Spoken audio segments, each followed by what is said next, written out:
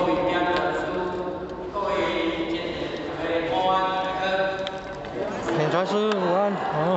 我今仔日接受这事情，咱做事的方式，遵准事务，交代人的处理，咱建议，咱建议的辛苦卫生，咱拍拼咱迄个一年的条，个咱建议各位教师理财方面我有这个机会来遮甲咱做一个调拍，报告咱我这点成绩，今仔互我学习的是道德经第56章咱来看一下经文希望注意这个互我做一点因为变一个印象较清楚一点互我去一个低价不言，低价不言，言价不低，识其对，避其门，错其类，解其分，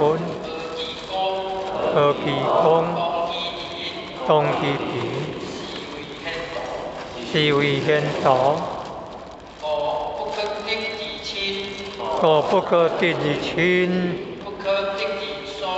不可得其疏，不可得其利，不可得其害，不可得其贵，不可得其贱，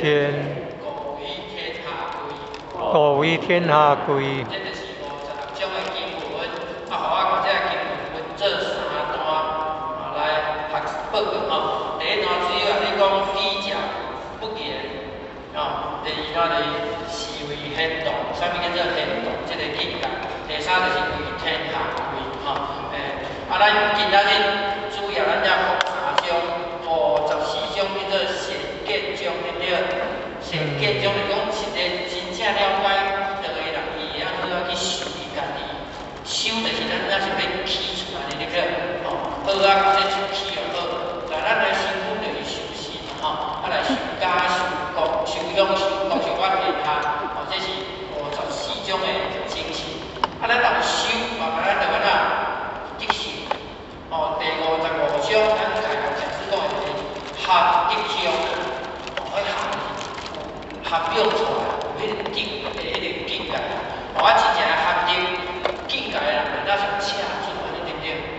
伊无私无邪的当咱若有迄个境界了，咱就要进这个第56章，迄个真行章，真正去行道的这章咱有去见，甲咱的修身修了好，嘛有德行叫咱有去行有一点点多彩对不对？所以这种就是要甲你讲，真正的知的人会真正去行所以慢慢讲，这种叫真知真行章真正知个真正去行第一段。